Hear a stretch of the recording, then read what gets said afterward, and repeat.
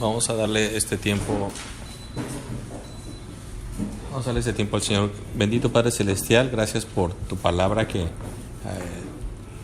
cada vez que la vamos leyendo nos damos cuenta que tú tenías un propósito perfecto, un propósito exacto.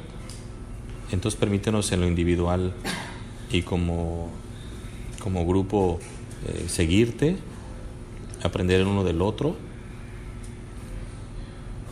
Gracias por este estudio ahora de los apóstoles, el segundo estudio que tenemos este día. Ayer fue el primero, entonces que tu palabra sea exaltada, Padre Santo. Por Cristo Jesús. Amén. Bueno, quienes no vinieron ayer, les comparto que estamos hablando de Jesucristo el día que escoge a los 12 apóstoles, Mateo capítulo 10, pero esta vez vamos a verlo en los 3 libros sinópticos. Mateo capítulo 10, ayúdame aquí, Tavo, con Mateo capítulo 3, 10, perdón. ¿10? Sí. Ayúdale, Tavo, por favor. Ahí dásela a Tavo con Consuelo. Y antes de entrar al estudio vamos a leer las 3 versiones.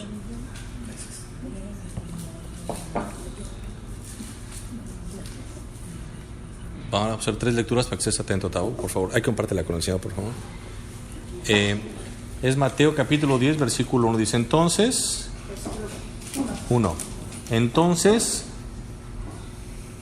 llamando a sus 12 discípulos, ya son discípulos.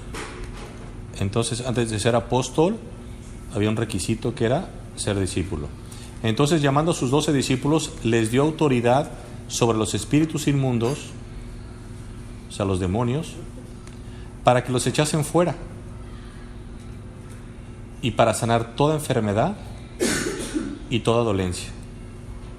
Los nombres de los 12 apóstoles son estos: primero Simón, llamado Pedro, y Andrés su hermano, Jacobo hijo de Zebedeo y Juan su hermano, Felipe, Bartolomé, Tomás, Mateo el publicano, Jacobo hijo de Alfeo, Lebeo por su sobrenombre Tadeo, Simón el cananita y Judas Iscariote, el que también le entregó.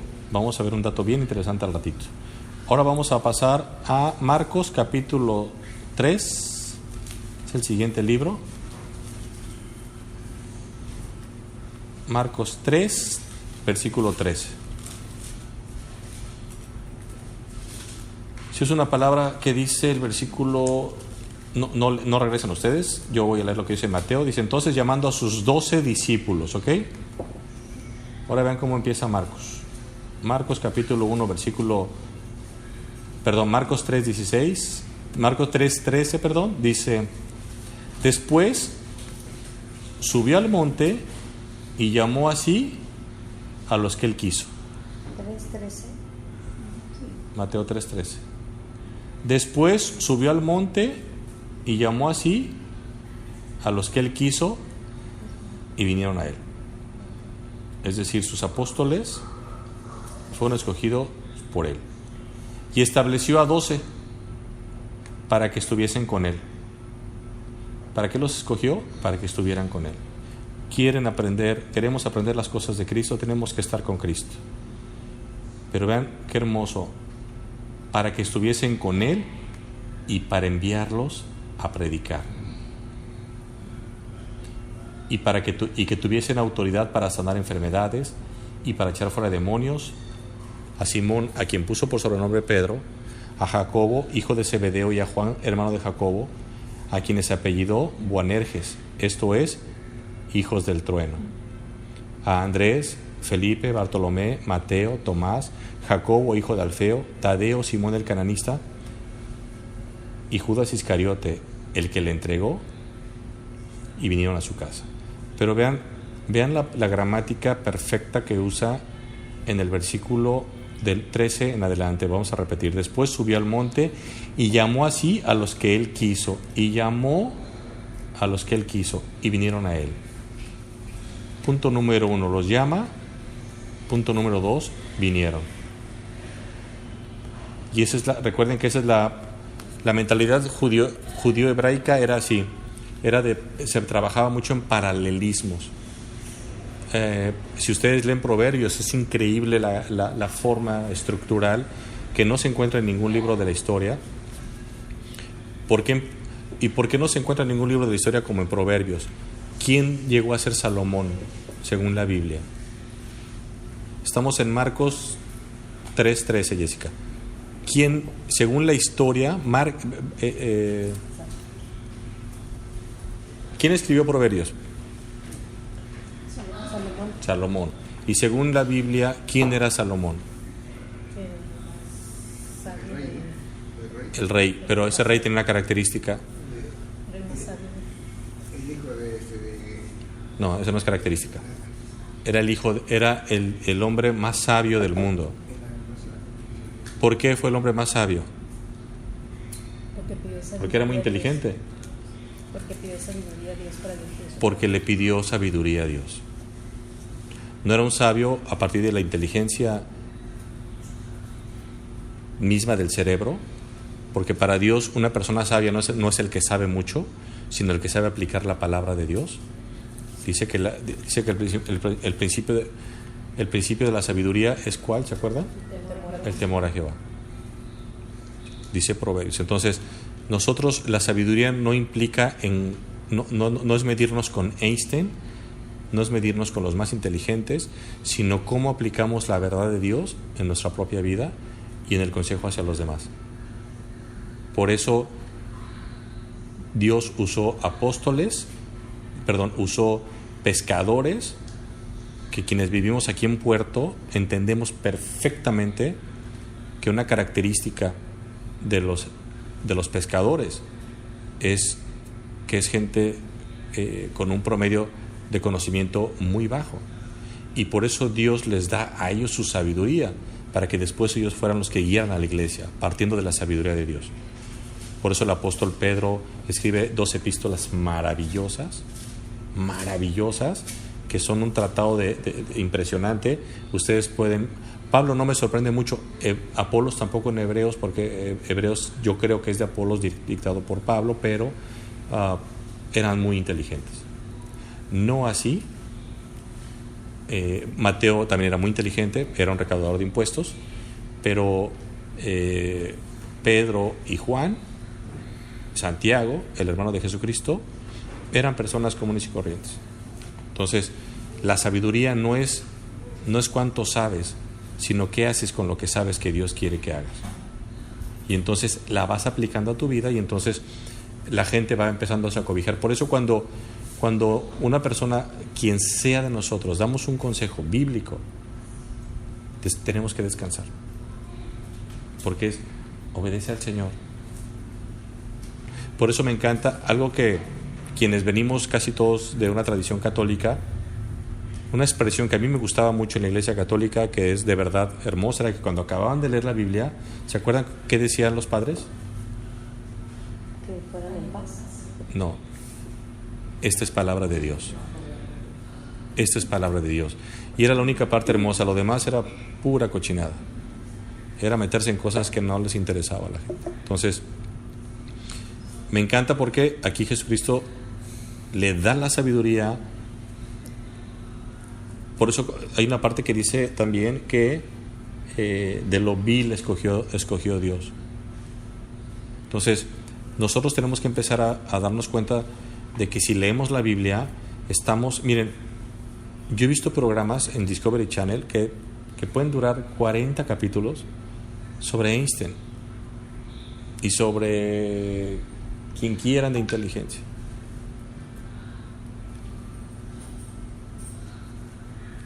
Y nosotros llevamos 2000 años leyendo el Nuevo Testamento, y lleva 4000 años toda la Biblia, y seguimos sabiendo algo nuevo hoy, y nos damos cuenta que sabemos menos.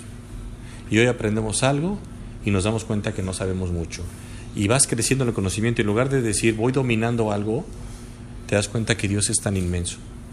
Esa es la sabiduría de Dios. Por eso cuando ustedes leen, no están metiendo con ningún cerebro humano, sino con el cerebro de Dios.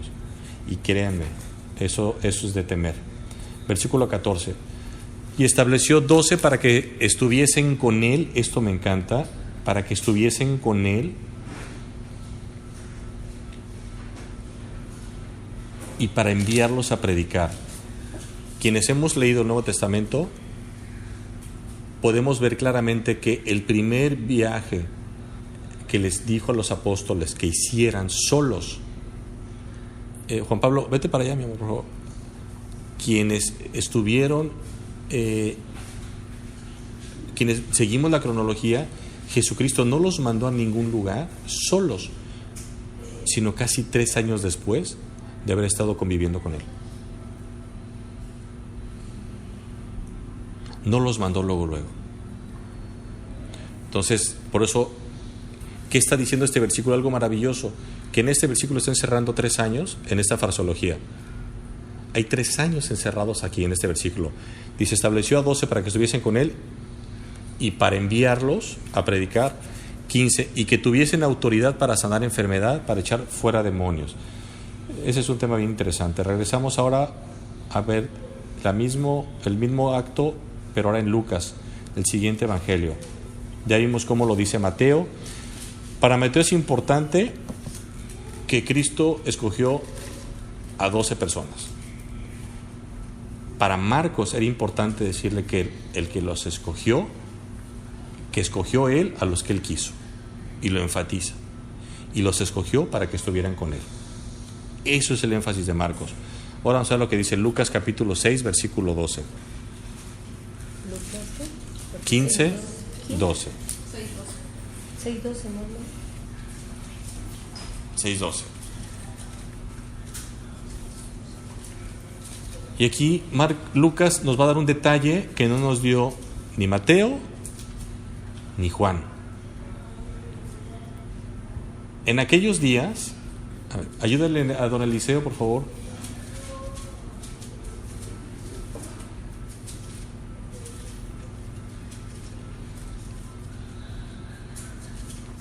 Lucas 6:2, y nos va a dar un detalle no menor, no menor.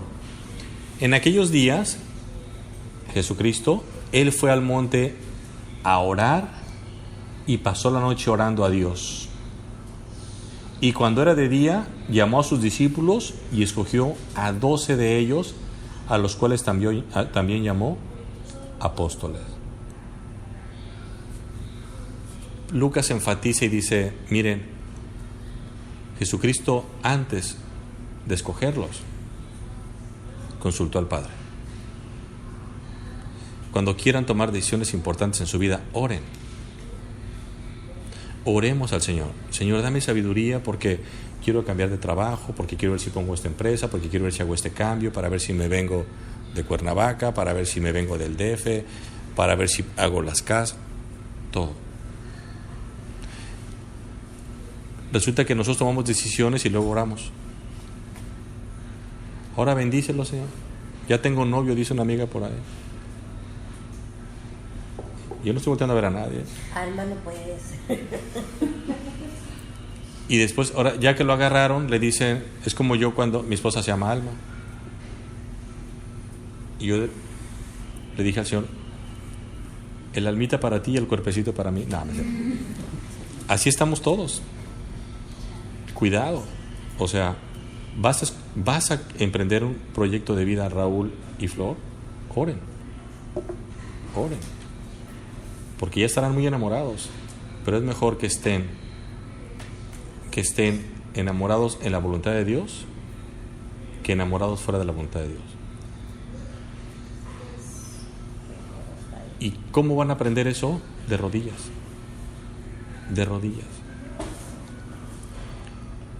Y de verdad yo les doy ese consejo porque a fin de cuentas es lo que va a determinar la vida de cada uno de nosotros. Lo mismo tú, Jessica, usted, doña Laura, usted, don Eliseo. O sea, todo lo que hagamos, consultémoselo al Señor. Miren, ya lo sabe Él. Ya lo sabe Él.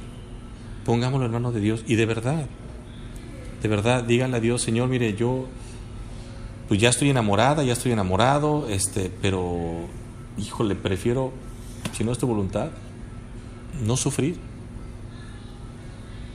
No sufrir. Y no hablo de la pareja, hablo de en un trabajo, en un negocio, en una sociedad. O sea, si no es tuyo, ciérrame las puertas. Y claro que Dios las va a cerrar. Lastimosamente queremos que cierre la puerta cuando ya estamos adentro. Entonces, de verdad, y si ya están adentro, díganle a Dios: cuídame. Y aún así, mira, rompe esta sociedad, rompe esto que está sucediendo, sepárame de esto, si esto me va a alejar de ti. Porque al final del camino, mire, se los voy a decir sin tapujos. Si vienen a estudiar ustedes aquí la Biblia, si en su casa leen y si en su casa oran, nada los va a hacer más infeliz que estar separados de Dios. Se los digo de corazón y por experiencia. No lo leí. Yo sé lo que es estar separado de Dios, habiéndolo conocido.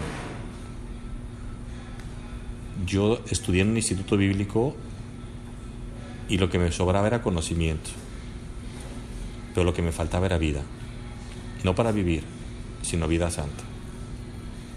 Entonces, no es un tema de cuánto sabes, sino de qué haces con lo que sabes.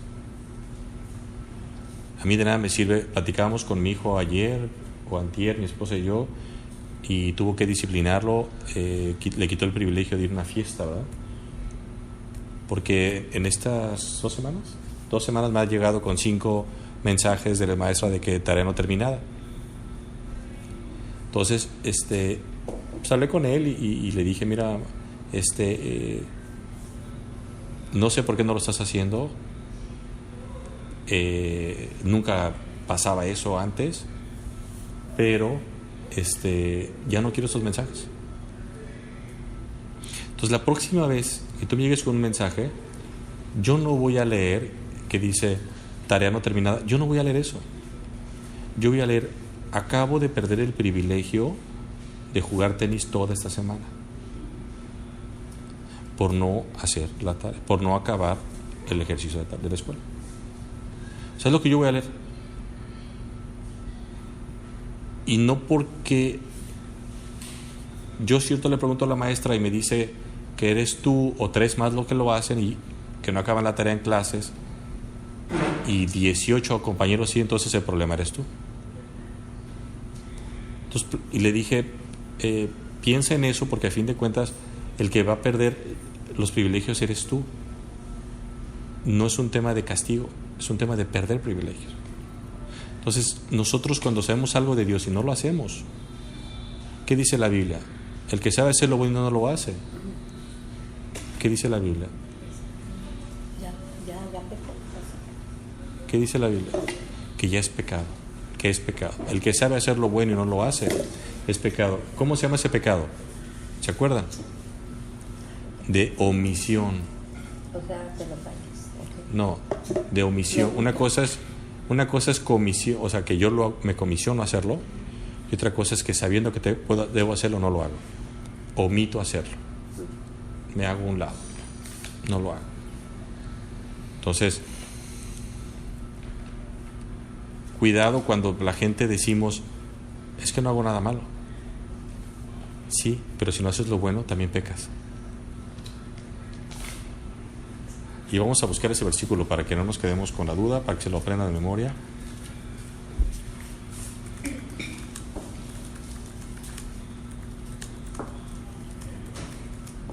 Porque vamos a ver el contexto. Santiago 4. Aquí lo importante es el contexto.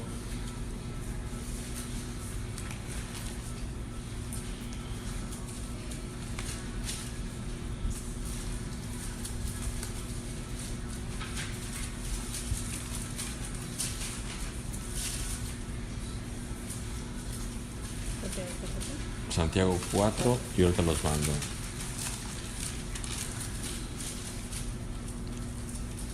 Vamos a leer todo el contexto, el capítulo 4, porque es interesante, son pocos versículos. Dice el versículo 1, Santiago, capítulo 4. A Laurita no se lo busque, ya se lo debe saber. Nos lo dijo de memoria. Santiago 4:1. Laurita. Santiago 4:1 dice, y es bien fíjense, la Biblia es el único libro que nos dice de dónde vienen las guerras. ¿Por qué Corea quiere pelearse con Estados Unidos o contra el mundo y irá contra Irán y todo eso? ¿De dónde vienen las guerras y los pleitos entre vosotros? Y la Biblia responde, ¿no es de vuestras pasiones las cuales combaten en vuestros miembros?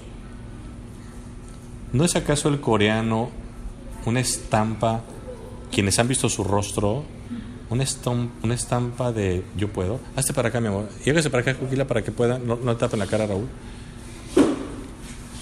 Es una estampa de arrogancia. Y Trump, no digamos. Y dice la Biblia, ¿de dónde vienen las guerras y los pleitos entre vosotros? Dice, ¿no es de vuestras pasiones las cuales combaten en vuestros miembros? Codiciáis y no tenéis, matáis y ardéis de envidia y no podéis alcanzar, combatís y lucháis, pero no tenéis lo que deseáis porque no pedís. Vean lo que está diciendo este hombre. Santiago está diciendo, codicias, matas, envidias, luchas, pero no tienes nada por una sola razón. ¿Por qué? Porque en lugar de pedir, haces todo lo contrario. En lugar de pedir, te pones a buscar, te pones a hacer, te pones a comprar, o sea, haces todo tú. Por eso les decía la importancia de pedirle a Dios. Voy a empezar a emprender algo. Lo que estás haciendo tú, Jessica, que platicamos ayer, es Dios. Cualquier cosa que vayas a emprender es Dios. Y esos hombres querían obtener algo y lo querían obtener a través de las pasiones, a través de la codicia, a través de matar, a través de envidia, a través de combatir, de luchar, menos de pedir a Dios. Porque no estamos acostumbrados. Y el 3 dice ahora, pero, escúchame, no, yo sí pido, levantó la mano por ahí alguien. Y dice Santiago, sí, pedís y no recibís porque pides mal, para gastar en vuestros deleites. Oh almas adúlteras, ¿no sabéis que la amistad del mundo es enemistad contra Dios? Aquí hay una afirmación negativa completamente del apóstol Santiago. La amistad del mundo es una declaración, la amistad del mundo es igual ¿a qué? Según este versículo, agachen la cabeza y lo van a encontrar. Sí, es una enemistad contra Dios. Punto. La amistad del mundo es enemistad contra Dios. ¿Qué significa la amistad del mundo, Consuelo? Pues ahora sí que todo eso de envidia, de codicia. El mundo tiene una característica. Cuando la Biblia se refiere al mundo, no se refiere en algunos momentos en tres aspectos: como la creación, como las personas y como la forma de pensar. Esas son las palabras que se usan para mundo. No siempre se usa la palabra cosmos. Cosmos es, en el principio creó Dios los cielos y la tierra, ese es el mundo. Pero es las personas en Cristo, ¿eh? Sí, no. Ojo, vamos por partes. Todas las personas, lo que pasa es que nosotros vivimos en el mundo, porque acuérdate que dice Jesucristo, Vosotros estáis en el mundo, pero no sois del mundo. Ojo, cuando se refiere al globo terráqueo, se refiere a su creación material. Cuando se refiere al mundo como personas, se refiere al universo de personas, a todas. ¿Por qué? Porque aquí le está diciendo Santiago, oh almas adúlteras. ¿A quién? A los hermanos. Entonces, al mundo también se puede referir, pero cuando se refiere al mundo como sistema de pensamiento, entonces sí es lo que dice Tavo, es solamente a las personas sin Cristo. Cuando se refiere al sistema de pensamiento. ¿Por qué? ¿Por qué, Tavo? ¿Dónde está ese versículo que dice? Bueno, hay un versículo que dice: no os hagáis conforme a este. Ok, y es la misma palabra que se usa también cuando se maneja la palabra siglos. Entonces vamos por partes. Entonces el mundo aquí se está refiriendo, no se refiere a las personas, no se refiere al globo terráqueo, se refiere al sistema de pensamiento.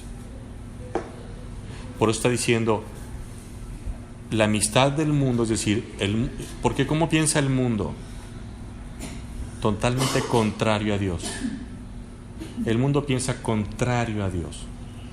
El mundo dice, no, yo me voy salvo por mis buenas obras. El mundo dice, Jesucristo dice, no, es por medio de la fe. El mundo dice, no, es que yo puedo robar y no pasa nada. Y Cristo dice, no. Y el mundo dice, es que yo puedo defraudar, robar, matar y voy a lograr mis objetivos. Y Cristo dice, no.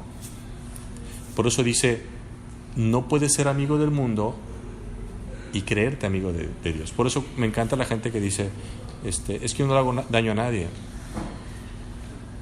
Entonces cuidado, no puedes ser amigo de Dios y ser amigo del mundo, es viceversa. Porque vean la palabra, usa lo que siempre les digo, este pensamiento de hebreo es maravilloso, siempre es contrastante. Dice el versículo 4, ¿no sabéis que la amistad del mundo es enemistad contra Dios? Cualquiera pues que quiera ser amigo del mundo se constituye enemigo de Dios. Punto.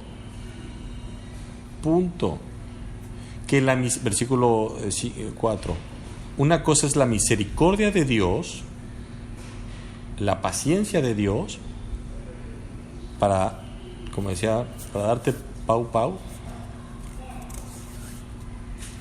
Dios no es inmoral, Dios es paciente. Dios es paciente. Dios es santo, pero es paciente.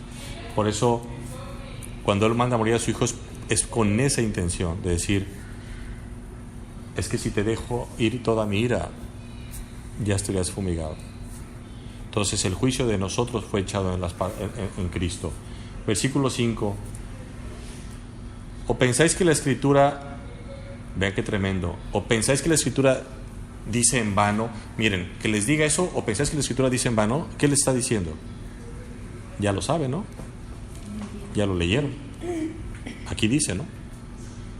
¿O pensáis que la Escritura dice en vano, el Espíritu que Él ha hecho morar en vosotros nos anhela celosamente? Cuando quieren ustedes preguntarse, ¿cuánto me ama, Señor? Vean este versículo.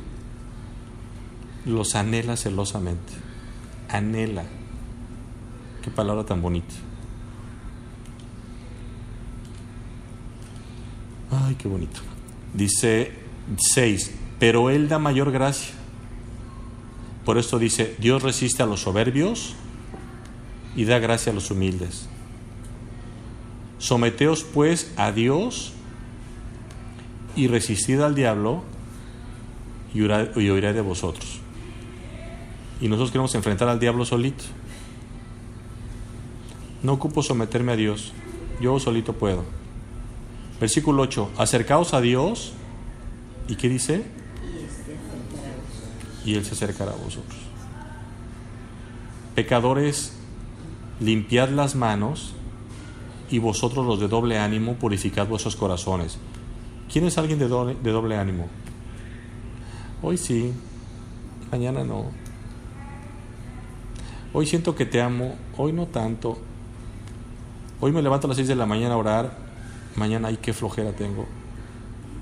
Dice Dios, ¿el hombre de doble ánimo? No. Versículo 9, afligíos y lamentad y llorad.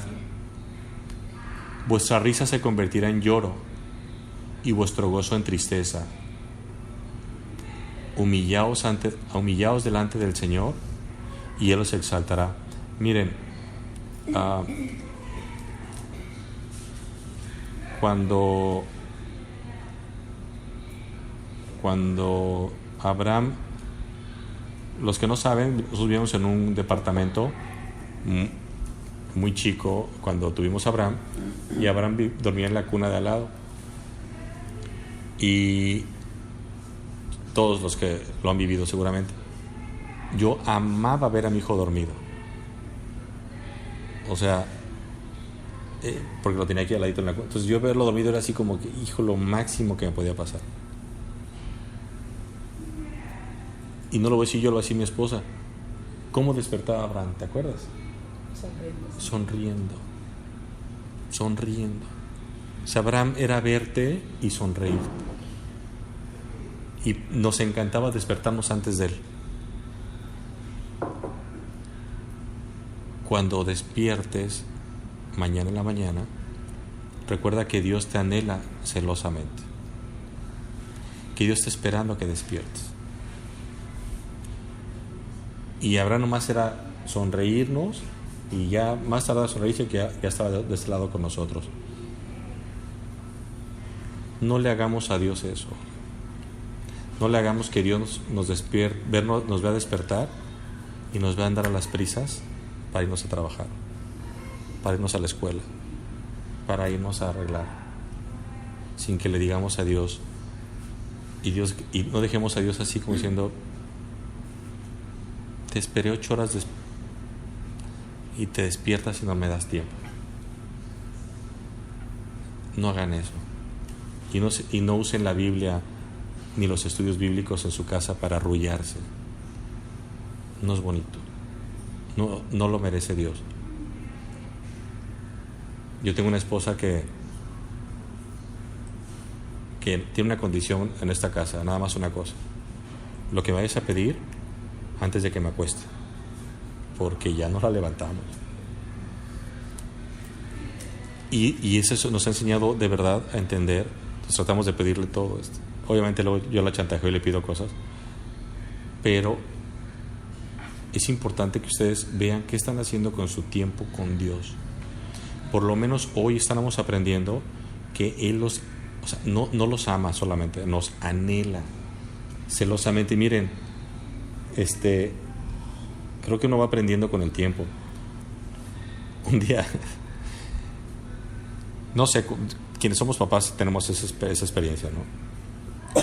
Pues el papá y la mamá van aprendiendo a crear a los niños cada día y quieren todo lo primero con ellos. Un día le dejamos a mi hermana, a mi hijo, no sé dónde fuimos, Alma y yo, y regresamos y le había cortado el cabello. No, su primer corte de cabello. No, hagan de cuenta que nos habían robado la casa. Fue así como que, eso era nuestro. Y de verdad, así es como yo creo que se siente. Esta mañana era mía, este tiempo era para mí, y te lo di para esto, ¿no? O sea, te lo di para que lo disfrutes, te lo di para que cuides. Por eso los hijos, de verdad, creo que es algo que nos debe de acercar a Dios, para entender cómo Dios nos ama y cómo nos anhela celosamente. Versículo 11. Hermanos, no murmuréis.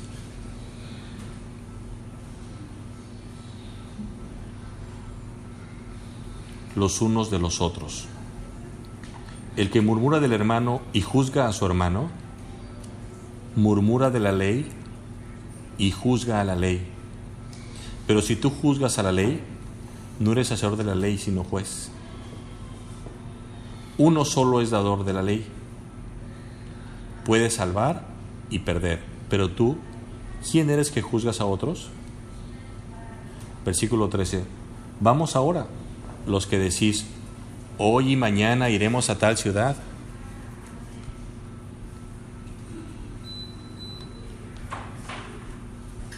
Y estaremos allá un año. Regreso al 13. Vamos ahora, los que decís, hoy y mañana iremos a tal ciudad y estaremos allá un año y traficaremos y ganaremos, cuando no sabéis lo que será mañana. Porque, ¿qué es vuestra vida? Ciertamente es neblina que se aparece por un poco de tiempo y luego se desvanece. Como el apóstol Santiago enfatiza en decir, no planeen, pídanle a Dios. Y no hagan, planeen. Y esos planes pídanle a Dios que los bendiga. Y ustedes hagan, es mejor que ustedes y yo empecemos a hacer algo pidiéndole a Dios, Señor, en el momento que no sea tuyo, páralo. Es decir, ya empecé y ya me muero con la mía. No, Dios que frene los planes, de verdad, créanlo. Vean lo que dice el apóstol Pablo, Santiago, somos como neblina. Somos como neblina. Versículo 15. En lugar del cual debéis decir, si el Señor quiere, así oremos. Si el Señor quiere, viviremos y haremos esto o aquello. ¿Qué está enfatizando aquí el apóstol Santiago? Primero preocúpate por estar vivo, dice. Primero pregúntale a Dios si te va a dar vida. Por eso dice, en lugar de lo cual debéis decir, si el Señor quiere, viviremos y haremos esto y aquello. Pero ahora os jactáis de vuestras soberbias. Toda jactancia semejante es mala. Y al que sabe hacer lo bueno y no lo hace, le es pecado.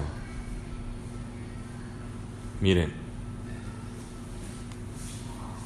cuidado cuando nosotros, como dije hace rato, cuidado cuando nosotros digamos, yo no le hago daño a nadie. Preocúpate cuando digas, yo sé hacer lo bueno y no lo estoy haciendo. Yo sé que esto es bueno, pero no lo voy a hacer. Yo sé que puedo hacer esto por esta persona, pero no lo puedo hacer. ¿Por qué? Porque no tengo tiempo. Y ese es el gran tema. Nuestra agenda está tan llena de nosotros que no hay espacio para Dios ni para los hermanos. Así la manejamos la gente.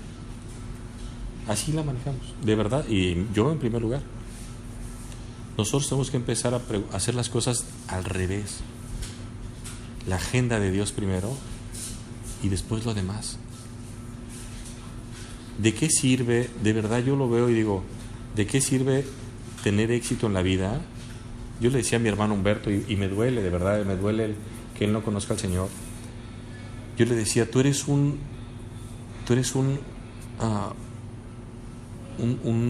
gigante intelectual, porque es profundamente inteligente,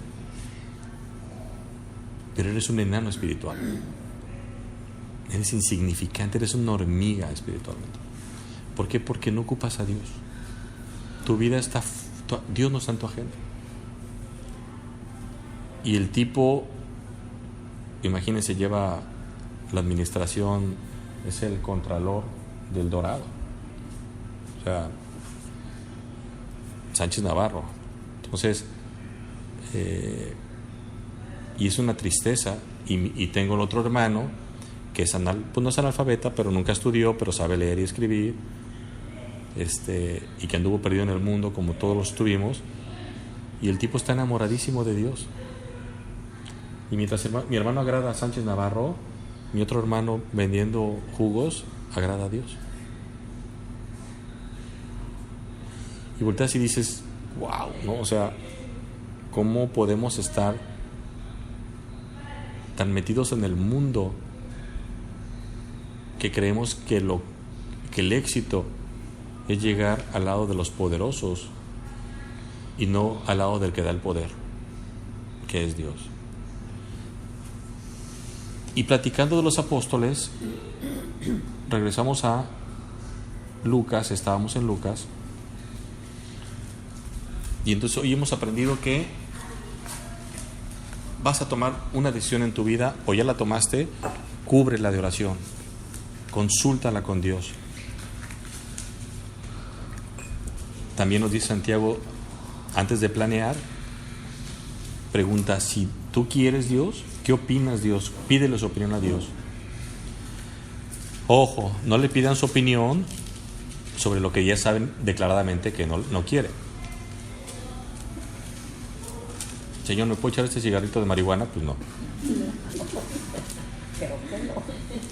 Señor, hazla pura y santa, ¿no?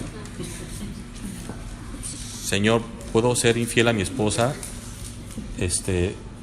Pero es cristiana con la que voy a ser infiel, ¿no? Y sabe más que mi esposa, más Biblia. ¿Me explico? No pidamos aprobación sobre lo que Dios ya afirmativamente negó.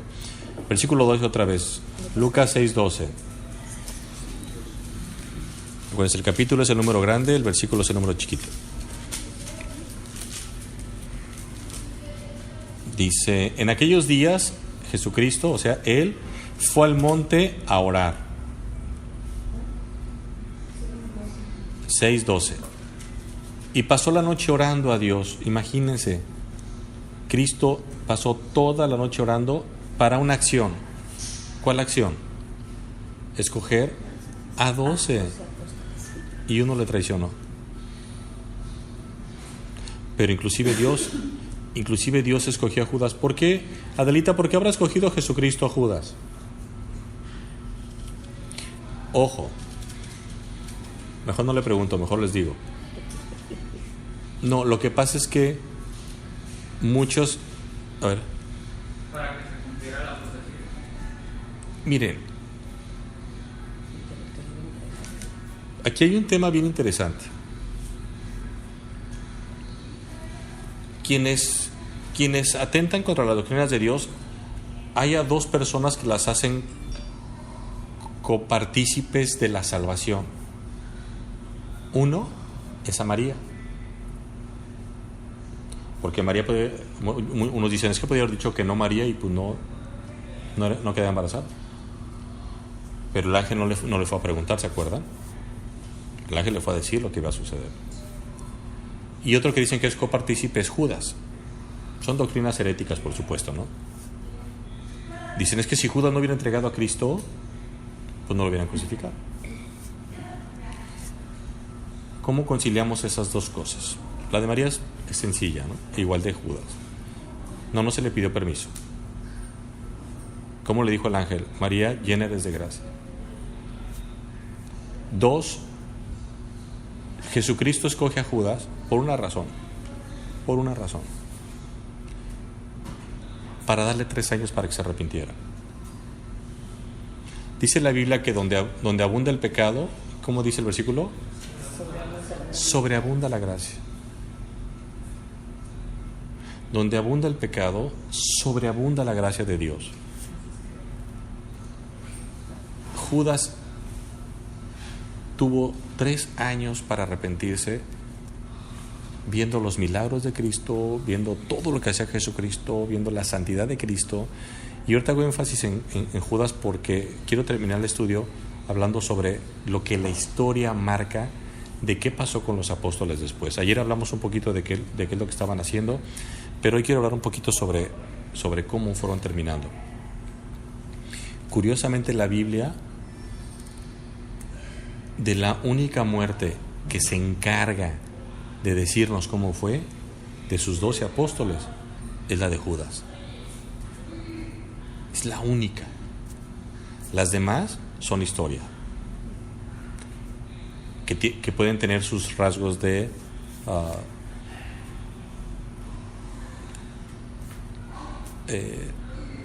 imprecisión, porque no son inspiradas las narraciones, pero la historia ahí está para ser contada. Entonces,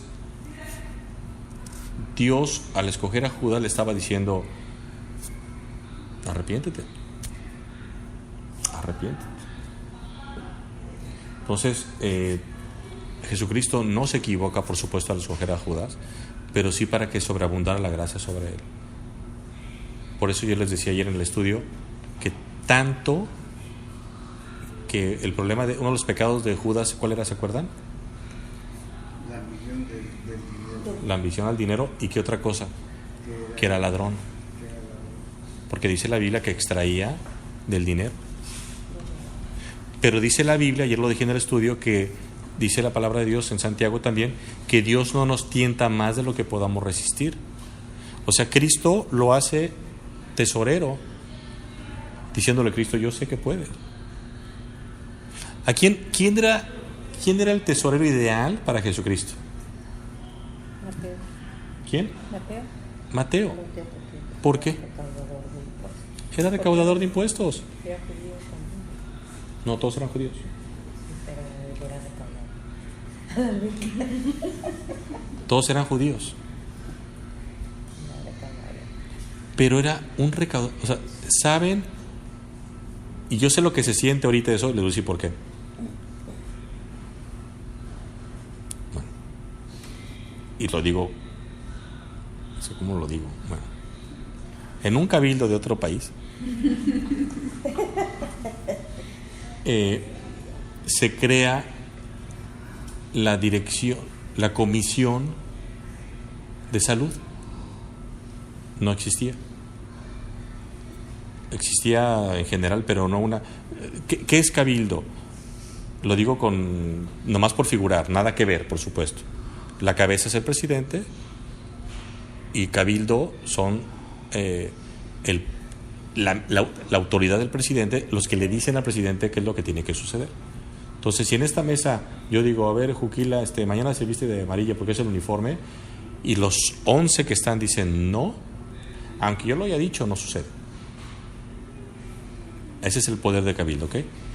Pero el presidente tiene el poder de decir, ok, tú tienes la comisión de deportes, tú la de belleza, tú la de cultura. Ese es un poder que le da el presidente. ¿Sí me estoy explicando? Bueno. Es otro país, acuérdense, otro estado, y eso pasó hace como 40 años. En cabildo hay una doctora. Pero esa doctora todo el tiempo está en contra del presidente. Y cuando se crea la comisión de salud, pues la única doctora se relame los bigotes, vénganos tu reino, y el presidente dice, no, va a ser un contador. Y la comisión la tiene un licenciado, un contador, teniendo una doctora. ¿Cómo cree que se siente la doctora? Horrible. O sea, si ya lo odiaba, pues más se odian. De hecho está o sea, se peleó y se fue para el otro lado. ¿Me explico? Imagínense Mateo, porque yo sé lo que eso provocó. Entonces, bueno, pues vamos a ver los dineros, y Mateo voltea y dice, bueno, pues ahorita les explico, este es mi plan de trabajo, y dice Cristo, no. Es Judas. Pero ¿y este quién es? Y créanmelo, o sea, seamos humanos. O sea, Judas, imagínense, o sea, yo tengo un talento. Por ejemplo, algo que mi esposa siempre ha dicho de Flor. Mi cuñada es concierge. Y quien conoce a Flor no saben lo que es. Lo lamentarán. No. Quienes conocen a Flor saben que tiene un espíritu de servicio. Y saben que para ella ser concierge, servir es natural. No hablemos de la puntualidad, de eso no vamos a hablar. Por favor. Quien conoce esa parte la aborrece, pero quien no. Entonces, Flor encaja en el servicio bien, no le es problema. Caer bien con sus huéspedes, atender a sus huéspedes, hacerlos sentir bien es natural. No es un tema de... O sea, ella no despierta diciendo, chin, soy concierge, ¿no? No. Entonces, imaginen a Mateo diciéndole, oye, tengo toda la vida, tengo todas las credenciales, no me hagas eso.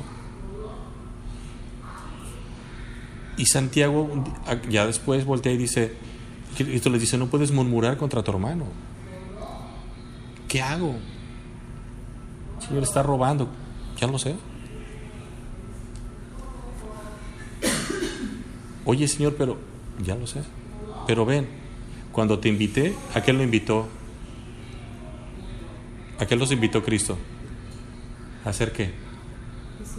Pescadores de hombres, no contadores, no administradores. No los engañó Jesucristo. Jesucristo no los engañó. Yo te invité a ser pescador de hombres. Entonces, por eso de repente cuando nos hallamos haciendo cosas que no nos gusta, de repente no nos vamos a dar cuenta que es lo que Dios quiere que suceda en nuestras vidas para aprender algo. Yo, por ejemplo, y lo digo para la gloria de Dios, y lo he dicho varias veces, mi esposa,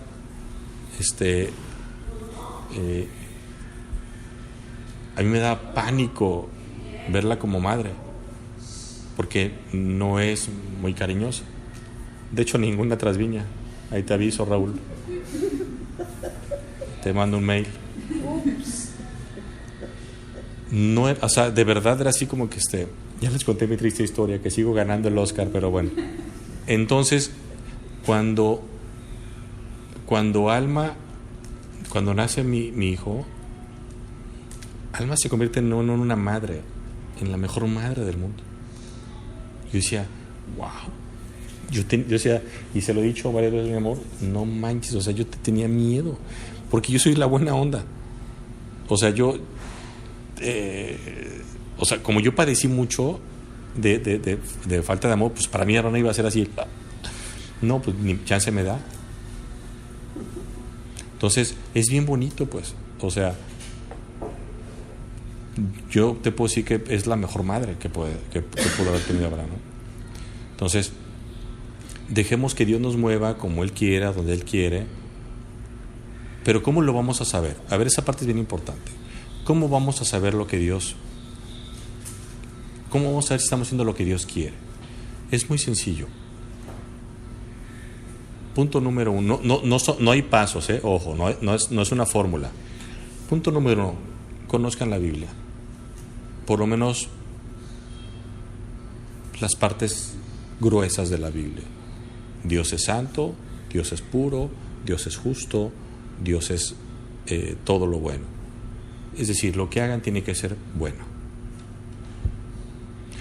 2. Consúltenselo a Dios. Díganle, Señor, quiero hacer esto. 3. Estén dispuestos a soltarlo. Estén dispuestos a soltarlo. ¿A qué me refiero? Ustedes tienen que hacer todo lo posible para que Dios haga lo imposible. Les di una vez el ejemplo de Lázaro. ¿Quién se acuerda cuando Jesucristo va a resucitar a Lázaro? Y estamos en el instituto bíblico y dice el maestro, a ver, si Jesucristo iba a resucitar a Lázaro, ¿qué es lo que hace Jesucristo? Bueno, ¿por qué no agarró, llegó a la cueva y por qué no con poder destruyó la piedra o la hizo volar y después resucita a Lázaro? Pues iba a resucitar un muerto. O sea, lo de la piedra era peccata minuta, una tontería. Y la verdad sí, o sea, era así como que, ¿cómo resolvemos esta pregunta? Y decía el maestro, muy sencillo. Cristo le dice a los discípulos, muevan la piedra. ¿Qué es lo que ustedes sí pueden hacer? Ustedes hagan lo posible, muevan la piedra.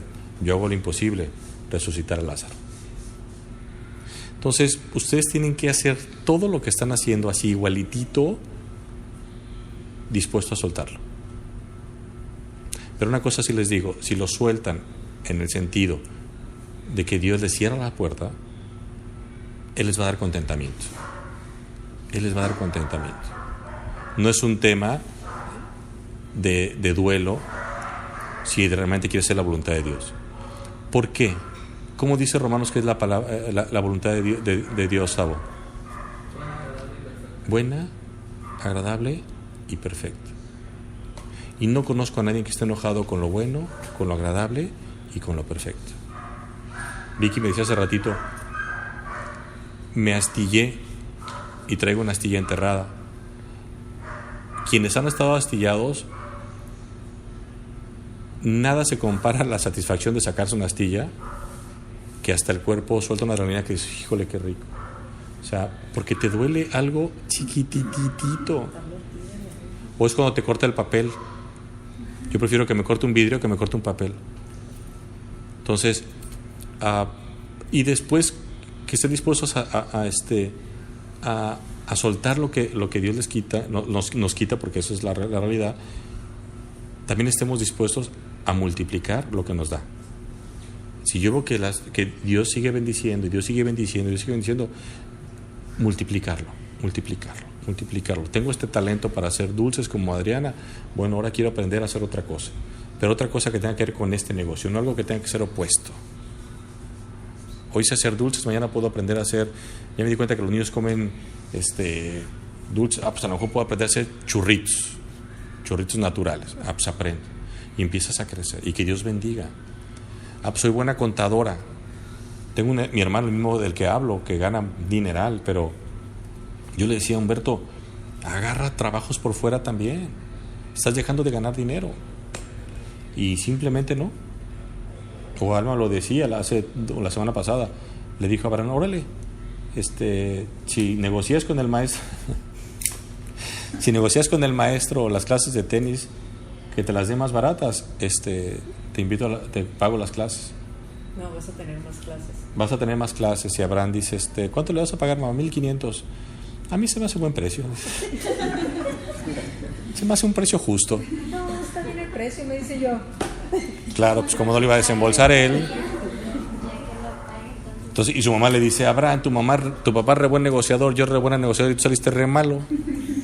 Porque fue delante del maestro, ¿no? Sí. Entonces, de veras, oremos al Señor. Miren, Cristo oró para escoger a 12 personas. Nosotros estamos orando porque tenemos toda una vida por delante. Les voy a leer algo, porque nosotros tenemos que explicarnos cómo es posible que 12 hombres, porque sí fueron, 13 hombres, apóstoles, estuvieron dispuestos a dar la vida por alguien. Y ese es un tema increíble. ¿Cómo es posible? Lo voy a leer porque son detalles que marca la historia. Miren, el apóstol Pedro, la Biblia dice la historia dice que el apóstol Pedro murió crucificado de cabeza. ¿Saben por qué? Miren, morir crucificado era lo más vergonzoso que podía haber en esa época. ¿Por qué era vergonzoso? Porque tardaban días en morir. Porque la gente pasaba y los podía ver, y había soldados ahí que no les podían dar nada. Entonces era pasar, podían durar hasta 5 días, y decir, qué vergüenza, o sea, ¿qué hizo este tipo? Porque aparte, arriba les ponían el delito por el que había sido crucificado.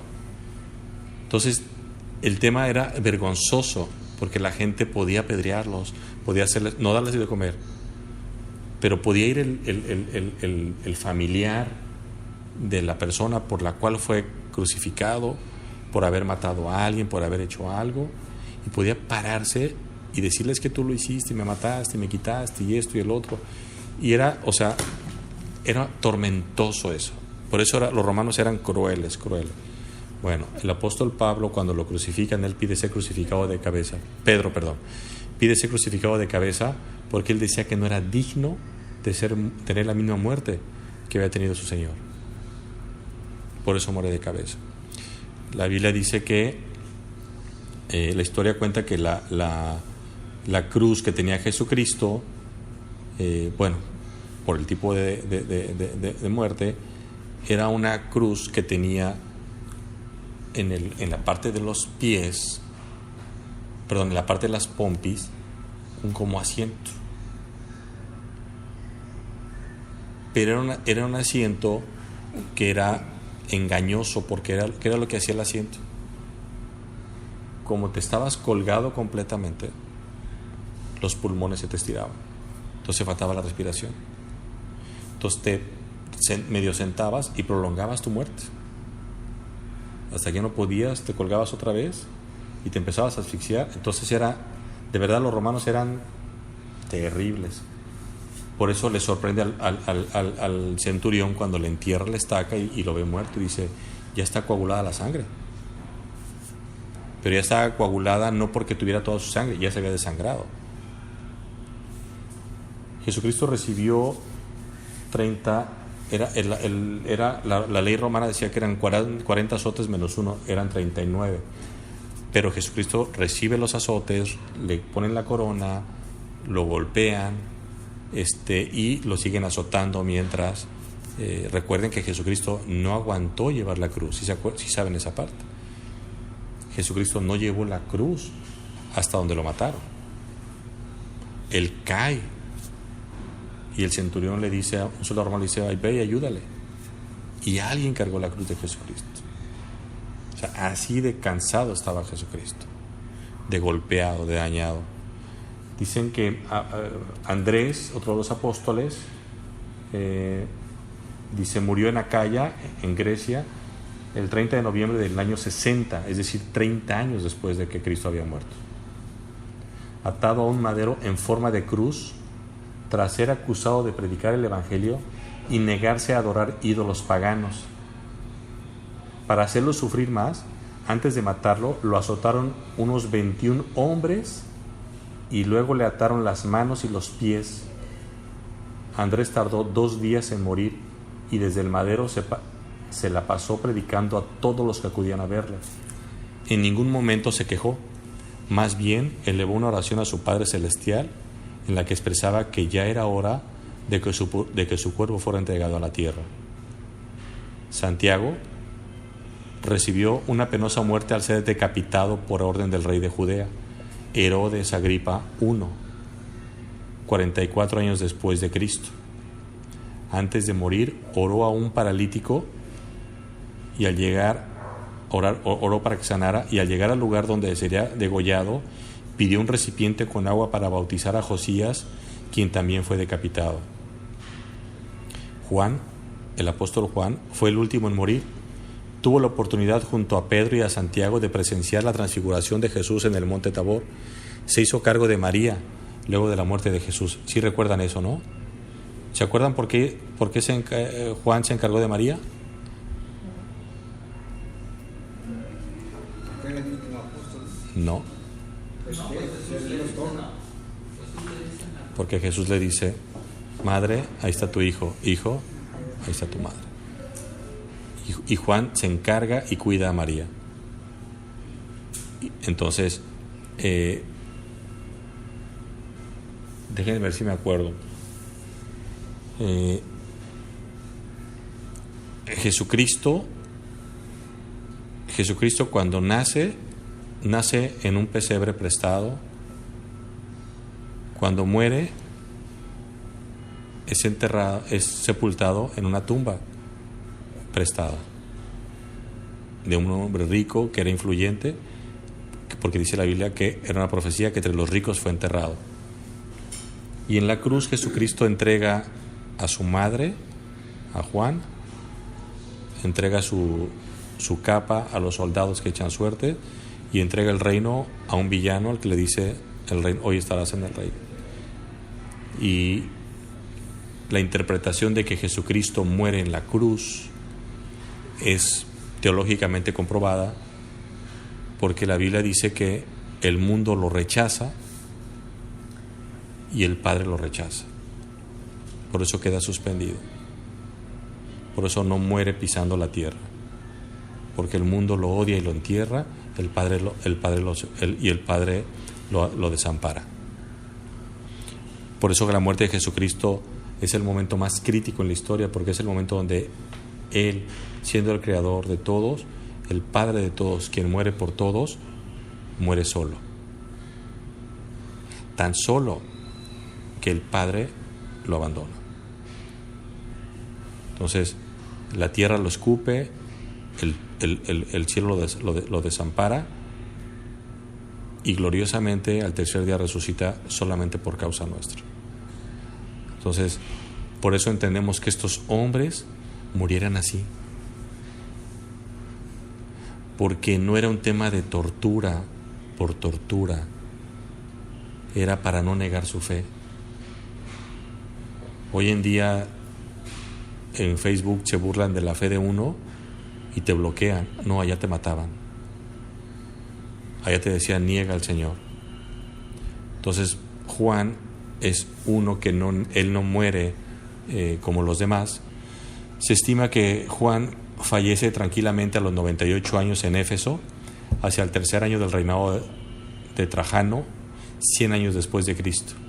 Aunque la muerte de Juan no fue de forma violenta como ocurrió con los demás apóstoles, este padecía bastante por la causa de Cristo.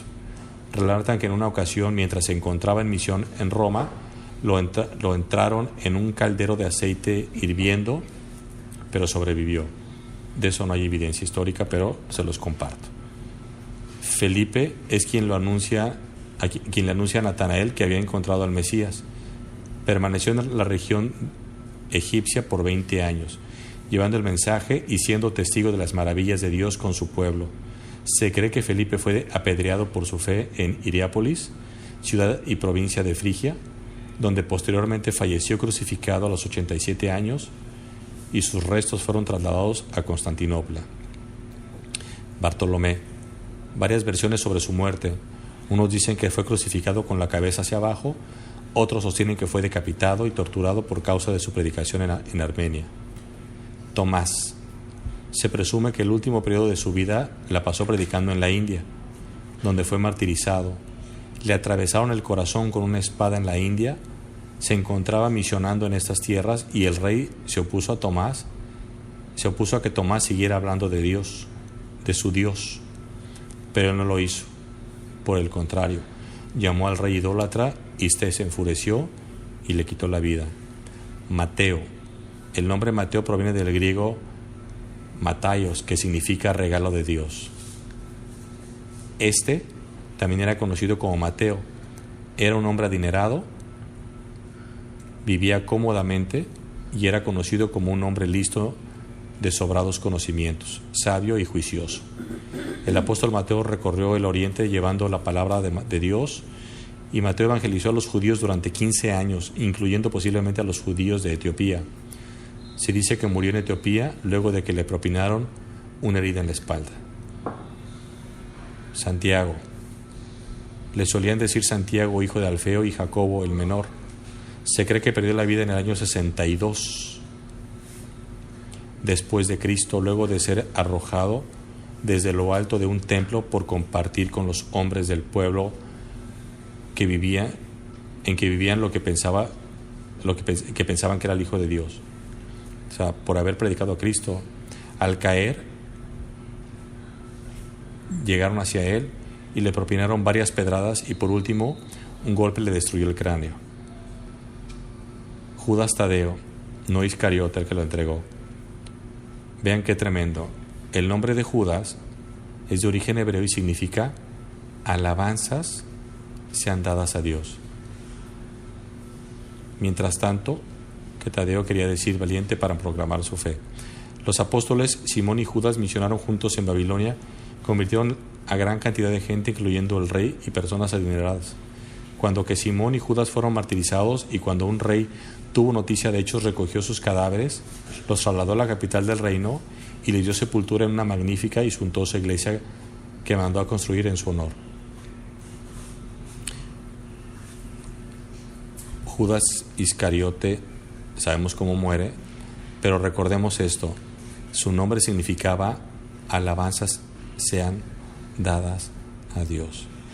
Cada vez que decía Judas, estaban diciendo alabanzas sean dadas a Dios. Qué tremendo. Matías fue escogido como apóstol luego de que Judas Iscariote vendiera a Jesús por 30 monedas de plata y posteriormente a su traición, a que se ahorcara.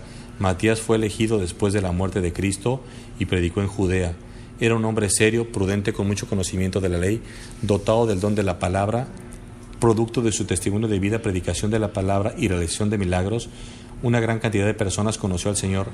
Pero así como despertó la fe de muchos en Judea, por la misma causa, otros que no compartían sus creencias buscaron la forma de acabar su vida terrenal.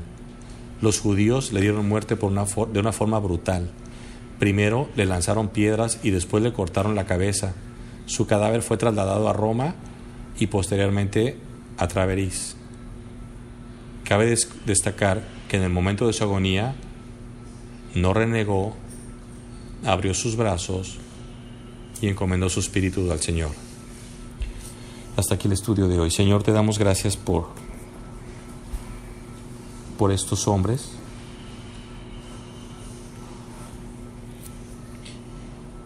Gracias por su vida, que sabían que esto es pasajero, como dice Pablo, que nuestra ciudadanía está en los cielos. Señor, gracias porque nosotros vivimos en otros tiempos y ellos no les importó nada, no les importó su vida, sino les importó ser coronados por ti y no coronados por el mundo. Que estos estudios nos sirvan para ellos, Señor, para recordar lo hermoso que es seguirte. Puede ser doloroso, puede ser complicado, puede que sea en contra de todo lo que nos gusta,